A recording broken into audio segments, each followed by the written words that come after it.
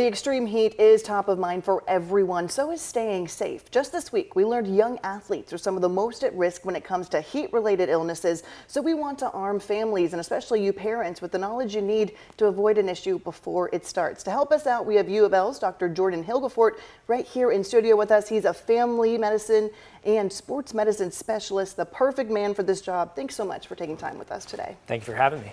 So we want to start with athletics and practicing. We know it's still going to be happening this week. What are your suggestions for people who do have to be outside and being athletic? Yeah, so one of the things we tell our athletes all the time is prevention and recovery are key. So everybody thinks about hydrating while you're outdoors, while you're exercising, but if you know you're going to be outside in this heat, making sure to hydrate beforehand and then also replenishing our body's water stores afterwards are so significant. I tell patients all the time, we should be drinking about a half gallon of water per day at baseline. But studies suggest you can lose upwards of 2 to 3 liters of water in an hour with exertional exercise. So that's essentially what we should be drinking in a day that you're losing in an hour's time.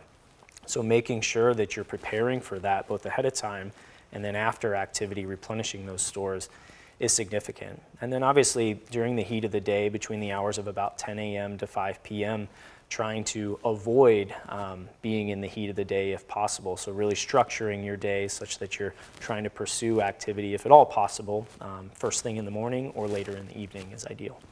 So what are the consequences if you don't do this, if you don't drink enough water, if you are out in the heat of the day, the hottest part, what can happen? Yeah, so certainly dehydration is one of the biggest things we think about, but that happens on a spectrum too. So, it starts with dehydration that can progress into things like heat exhaustion or in a worst case scenario, heat stroke, which can be fatal.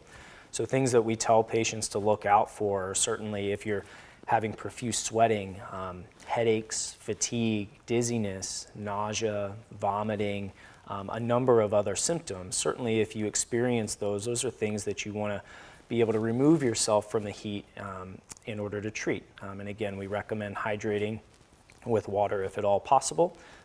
If you're going to be active and you're outside for long periods of time, considering a sports drink as well to replace some electrolytes that you might have lost through sweat is key too. Dr. Hilgefort, thank you so much for taking the time with us today. That is crucial information that really could save a life. We really appreciate it. Thank you.